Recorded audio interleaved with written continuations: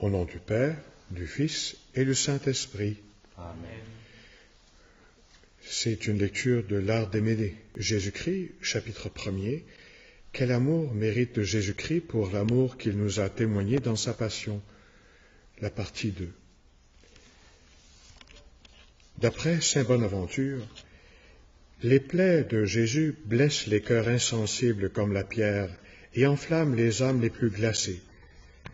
Ah, que de flèches partent de ces plaies sacrées et font aux cœurs les plus durs la blessure d'amour.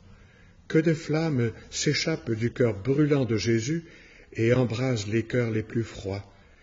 Que de chaînes sortent de ce côté ouvert et enlacent les cœurs les plus indomptés.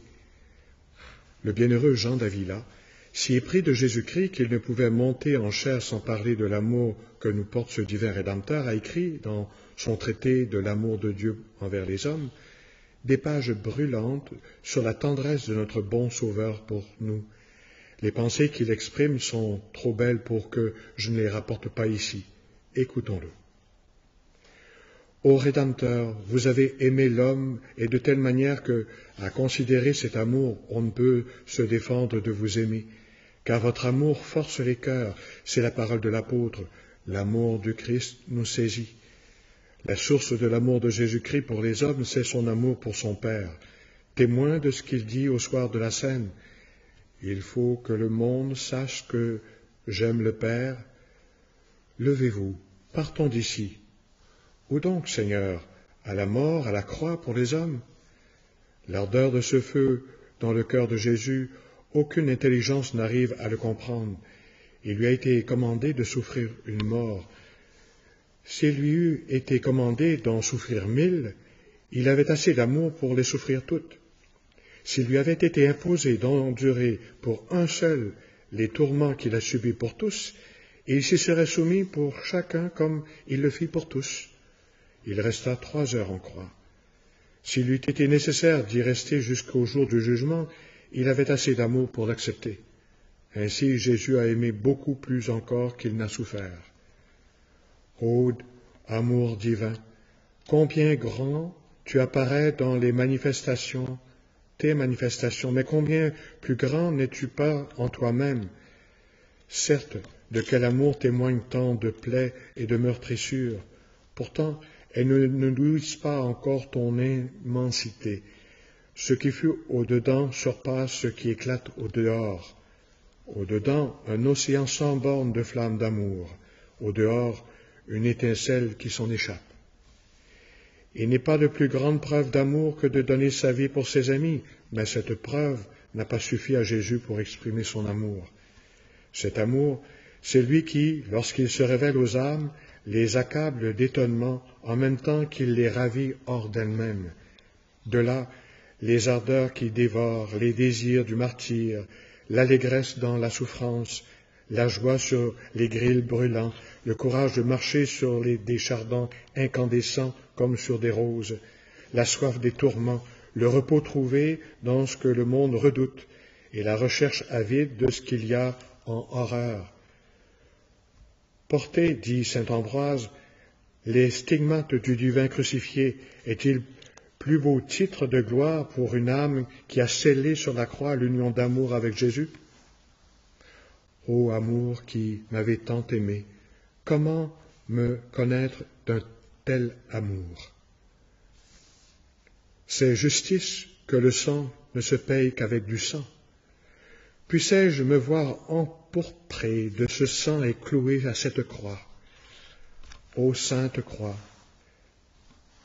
resserrez-moi une place, réservez-moi une place. Élargis-toi aux couronnes d'épines, entoure aussi mon front, aux clous, arrachez-vous des innocentes mains de mon Sauveur, et transpercez mon cœur de compassion et d'amour. C'est pour cela, ô mon Jésus, saint Paul me l'affirme, c'est pour cela que vous êtes mort, c'est pour devenir le Seigneur et des morts et des vivants, non par des sentiments, mais par votre amour. Ô ravisseur des cœurs, la force de votre amour a brisé aussi nos cœurs, si dur pourtant. Vous avez su embraser l'univers entier des flammes de votre amour. Ô Dieu de sagesse, enivrez nos cœurs de ce vin de votre amour. Brûlez-les de ce feu, transpercez-les de cette flèche. Votre croix, oui, c'est bien l'arc tendu qui blesse les cœurs. Sache le monde entier que, moi aussi, j'ai le cœur blessé. Ô mon amour, ô ma douceur, qu'avez-vous fait? Vous êtes venu pour me guérir et vous m'avez blessé. Vous êtes venu pour m'enseigner à vivre sagement et vous m'avez rendu comme insensé. Ô très sage folie, que je ne vive plus sans toi. Seigneur, tout ce que je vois en regardant la croix elle-même, votre visage, votre attitude, votre cœur couvert de plaies, tout m'invite à vous aimer.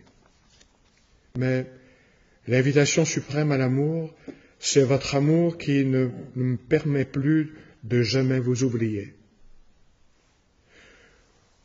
Mais pour arriver au parfait amour de Jésus-Christ, il faut en prendre des moyens. Les voici, tels que les enseigne saint Thomas. Gardez un souvenir constant des bienfaits divins tant généreux que particuliers. Considérez l'infinie bonté de ce Dieu qui s'emploie toujours actuellement à nous faire du bien et toujours nous aime et toujours est en quête de notre affection. Évitez avec soin la moindre chose qui lui déplaise. Renoncez aux attaches terrestres, richesses, honneur, plaisir des sens. Le Père Tolère indique un autre grand moyen pour parvenir au parfait amour de Jésus-Christ. Méditez sa sainte passion. La dévotion à la passion de Jésus-Christ, qui pourrait le contester? Eh bien, de toutes les dévotions, la plus utile, la plus attendrissante, la plus chère à Dieu, celle qui davantage console les pécheurs, celle qui davantage enflamme les âmes aimantes. La passion de Jésus-Christ n'est-elle pas pour nous la source de tous les biens? D'où nous vient l'espérance du pardon, la force contre les tentations, l'attente du paradis?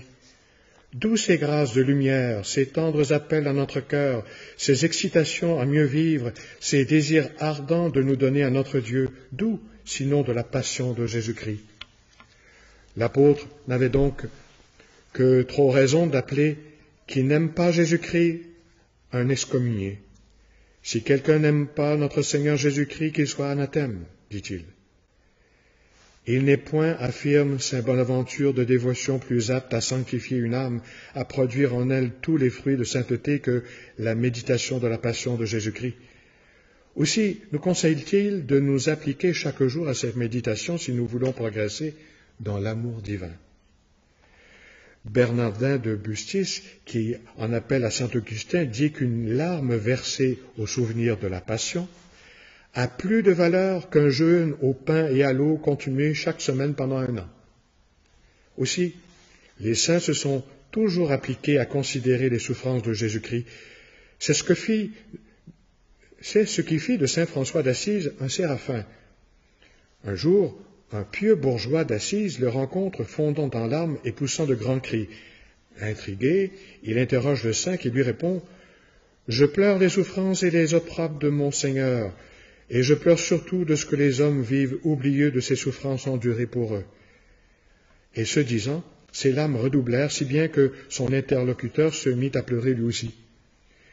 Quand le saint entendait bêler un agneau ou qu'un objet quelconque lui rappelait la passion de son Sauveur, aussitôt ses larmes jaillissaient. Étant un jour malade, on lui suggérait de se faire lire quelques livres spirituels.